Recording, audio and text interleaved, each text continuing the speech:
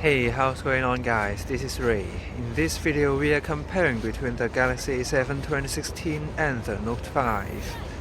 So the A7 is a mid-ranger, while the Note 5 is a flagship offer from Samsung. Generally speaking, the flagship offer would be a better phone.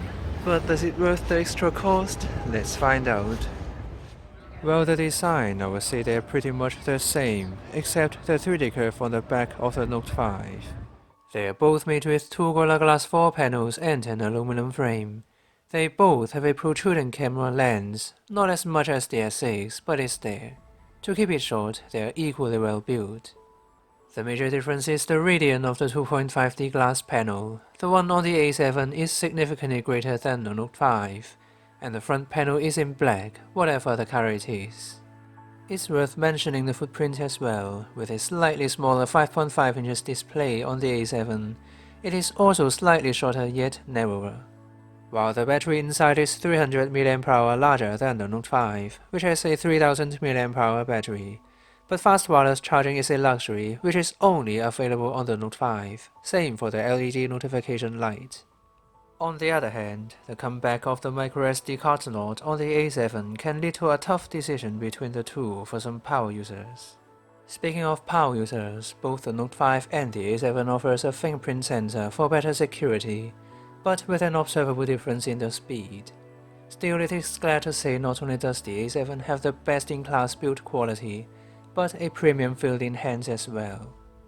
So a more clear separation between them is here in the specs. If you are really specs hungry, the Note 5 would be a much more powerful smartphone, with the Exynos 7420 chip backed with 4GB of RAM.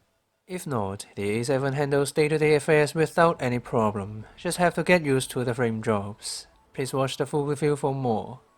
Gaming on the A7 is however smooth enough to be considered as enjoyable.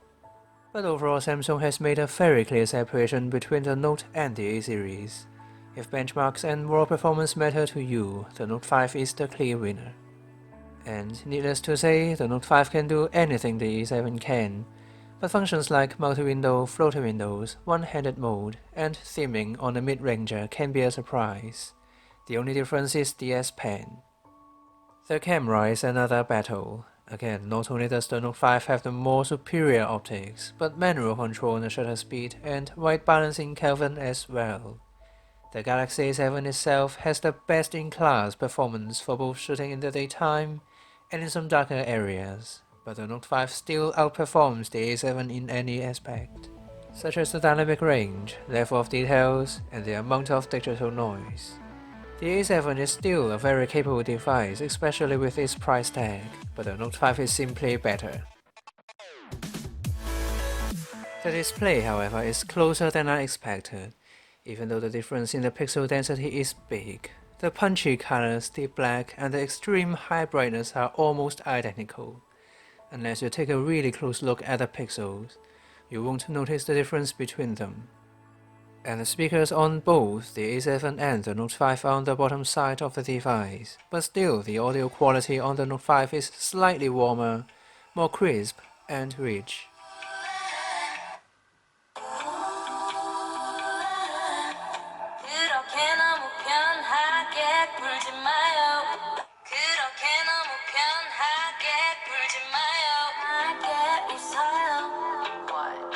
Last but certainly not least, with a larger battery inside, the A7 failed to give a much longer battery life than the Note 5, yet they are both mind-blowing.